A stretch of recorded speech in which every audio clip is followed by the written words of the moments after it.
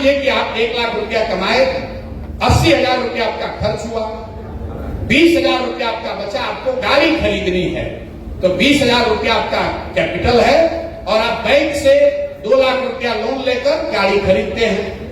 तो बिहार में ये दोनों स्रोत बंद है।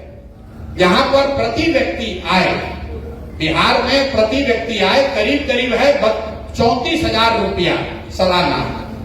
इसका मतलब है कि यहां पर 100 में 80% लोग दिन में 100 रुपया भी नहीं कमाते हैं। इसको ध्यान रखिए, बिहार में रहने वाला 100 में 80 आदमी दिन में 100 रुपया भी नहीं कमाता। कोई ज्ञानी आदमी खड़ा होकर कहेगा कि 300 रुपया तो मजदूरी है, 100 रुपया कैसे नहीं कमाएगा? इसलिए नहीं कमाएगा कि एक आदमी घर में मजदूरी करता है, पत्नी बाल बच्चा मिलाकर 5 आदमी है, तो प्रति व्यक्ति 60 रुपया हुआ, और उसको भी अगर 15 दिन रोजगार मजदूरी मिली तो प्रति व्यक्ति 30 रुपया हुआ। कहने का मतलब यह है कि सरकारी आंकड़ा बता रहा है कि 100 में 80 लोग हर दिन 100 रुपया भी नहीं कमाते। तो जो साइंस बताता है कि जब आपकी आमदनी इतनी कम हो तो 90% से ज्यादा पैसा आप सिर्फ सर्वाइवल के लिए खर्च करते हैं, मतलब पेट भरने के लिए और दवा दारू के लिए और बेसिक कपड़ा खरीदने के लिए। पूंजी का तो सवाल ही नहीं है। दूसरा पूंजी यहां इसलिए नहीं है कि यहां पर बैंक आपको कर्ज नहीं देते। ये आरबीआई एक आंकड़ा जारी करता है जो ये दिखाता है कि कितनी पूंजी की उपलब्धता है। इसको कहते हैं सीडी रेशियो। आप लोग प्रबुद्ध है तो उसको ध्यान से सीखिए, समझिए। बिहार में कोई इसकी चर्चा करेगा नहीं। आरबीआई एक आंकड़ा जारी करता है जिसको कहते हैं सीडी रेशियो, जो ये बताता है कि समाज में पूंजी कितना उपलब्ध है।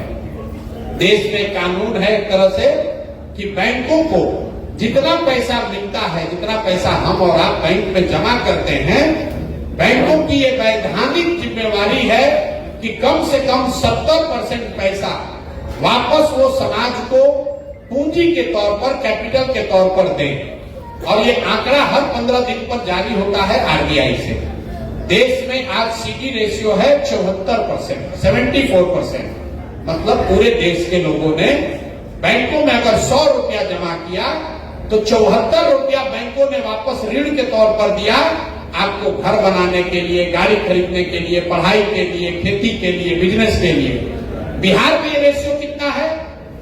बिहार में 1990 से लेकर पिछले वर्ष तक सीडी रेशियो है 40%।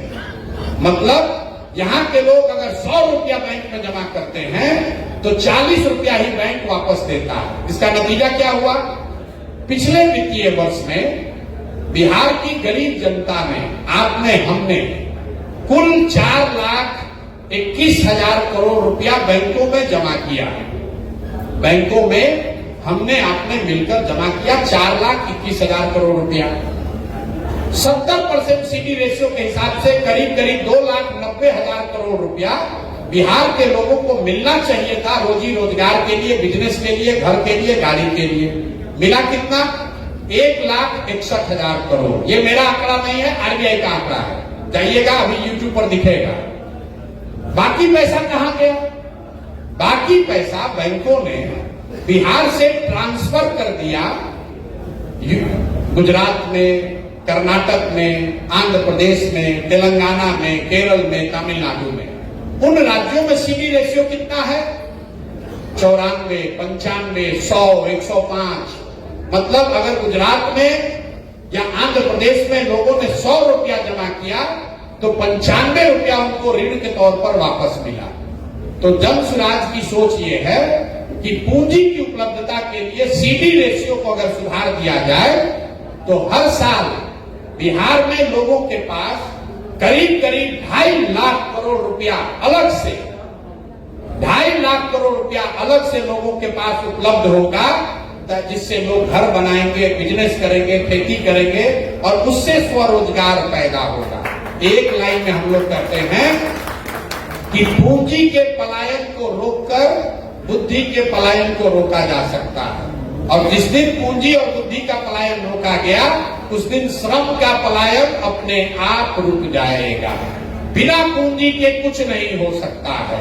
और ऐसा नहीं है कि आप कहिएगा कि आप ही को ज्ञान है, दूसरे को कैसे नहीं पता है। देश के स्तर पर सीडी रेशियो को देखने के लिए प्रधानमंत्री के चेयरमैनशिप में कमेटी होती है, जो कि इस बात का नियंत्रण रखता है कि बैंक 70% पैसा वापस दे रहा है कि नहीं दे रहा है। राज्य के स्तर पर कमेटी का चेयरमैन मुख्यमंत्री स्वयं होता है, लेकिन जैसे यहाँ दरोगा मुख्यमंत्री की बात नहीं सुन रहा है, जैसे यहाँ का सीओ, बीडीओ, डॉक्टर, शिक्षक नहीं बात सुन रहा है, वैसे बैंकर भी नहीं सुन रहा है। और दूसरी बात है अज्ञानता। कोई भी नेता यहाँ फाइनेंस मिनिस्टर से जाकर पूछिएगा, भैया प्रशांत किशोर कह रहा है कि पिछले 35 वर्ष में यहाँ के बैंकों ने 26 लाख करोड़ रुपया ट्रांसफर किया है दूसरे राज्य में, तो कहेगा ये कौन बात है भाई, कौन नया बात बताने लगे, ये कौन नया घोटाला हो गया। यहाँ के फाइनेंस मिनिस्टर को भी कितनी जानकारी है इसके बारे में कोई नहीं जानता। जो पत्रकार है वो भी नहीं पूछ रहा है कि भाई सीडी रेशियो क्यों खराब है।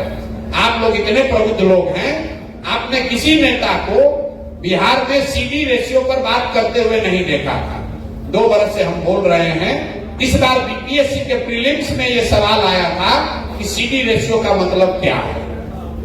इतनी अज्ञानता है कि जो पैसा हम लोग का है, आप टाटा बिरला आएंगे, पैसा लगाएंगे, फैक्ट्री लगाएंगे, शुगर फैक्ट्री बनेगा, पेपर मिल चलेगा, वो अलग कहानी है। उससे बिहार का रोजगार खत्म नहीं, बेरोजगारी खत्म नहीं होगा। बेरोजगारी खत्म तब होगा जब घर घर लोगों के पास पूंजी की उपलब्धता होगी, हर व्यक्ति कुछ न कुछ छोटा मोटा रोजी रोजगार कर पाएगा। जो सरकारी विद्यालय में बच्चा पढ़ता है वो फ्री में नहीं पढ़ता है। ये आपका भ्रम है कि वो फ्री में पढ़ रहा है। उसको सरकारी विद्यालय को चलाने में सरकार 60,000 करोड़ रुपया खर्च कर रही है। वो पैसा मुफ्त में नहीं है। सरकारी विद्यालय में शिक्षक को 50,000 रुपया मिल रहा है, प्राइवेट में 8,000, 10,000 में लोग काम कर रहे हैं। तो अगर सरकार 10, 20, 25, 30% गरीब बच्चों को प्राइवेट में फीस भरने लगे तो उससे बजट का पैसा कम होगा, बढ़ेगा नहीं। ये उल्टा गणित है।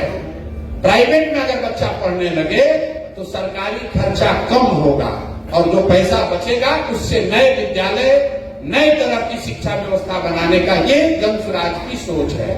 दूसरी बात आपने कही पलायन को लेकर। पलायन, रोजगार कैसे खत्म होगा। कुछ लोगों को लगता है कि भैया कृषि से यहाँ सुधार होगा। कुछ लोगों ने बताया कि इंडस्ट्रियलाइज्ड होना चाहिए। तो अगर आप पहले रोजगार को समझना चाहते हैं तो सबसे पहले समझिए कि रोजगार के सृजन के कितने अवसर हैं। पूरी जो इकोनॉमी है, अर्थव्यवस्था है, उसके 3 स्तंभ हैं।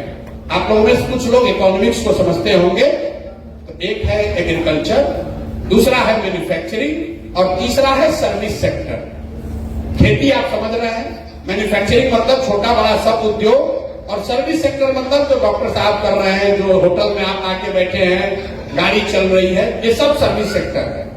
तो पूरी इकोनॉमी को अगर आप समझिएगा तो कृषि और मैन्युफैक्चरिंग दोनों को मिलाकर इकोनॉमी 35% होता है। सिर्फ 35% ही अर्थव्यवस्था कृषि और इंडस्ट्री से रिलेटेड है, 65% सर्विस सेक्टर है। तो कई बार जब आपको लगता है कि सरकारी नौकरी से हमारा कल्याण होगा तो आंकड़ा याद रखिए, पिछले 78 साल में बिहार में कुल 23.25 लाख लोगों को सरकारी नौकरी मिली है। मतलब आज अगर आप चपरासी से लेकर मुख्य सचिव तक सबकी सूची बनाइएगा तो सिर्फ 23.25 लाख लोगों को ही बिहार में आज सरकारी नौकरी है। मतलब 2% से कम लोग। पूरे देश में सिर्फ 3% लोग सरकारी नौकरी करते हैं। इसका मतलब यह है कि किसी भी हालत में सरकारी नौकरी वो जरिया नहीं है जिससे कि पूरे समाज को रोजगार दिया जा सके। दूसरा, अगर इसमें आप प्राइवेट सेक्टर, फैक्ट्री, छोटी बड़ी जोड़ दीजिएगा तो भी 30% से ज्यादा लोगों को उससे नौकरी नहीं मिल सकती है। तो जिन देशों में लोगों को 100% रोजगार मिला, उन्होंने क्या किया? उन्होंने अपने समाज में लोगों को पढ़ाया और पढ़ाने के बाद उनके हाथ में पूंजी मुहैया कराया ताकि हर व्यक्ति कुछ न कुछ रोजी रोजगार कर सके। तो बिहार में पलायन, गरीबी का सबसे महत्वपूर्ण पहलू है पूंजी का न होना। लोगों के पास पूंजी नहीं है। क्यों नहीं है? वो इसलिए कि पूंजी के आधारभूत दो स्रोत हैं। एक, जो पैसा आप कमाते हैं, कमाने के बाद खर्च के बाद जो बच गया वो आपकी पूंजी हुई। और दूसरा पूंजी का स्रोत है बैंक, जिसको आप बोरोड कैपिटल कहते हैं, पैसा कर्ज लेते हैं।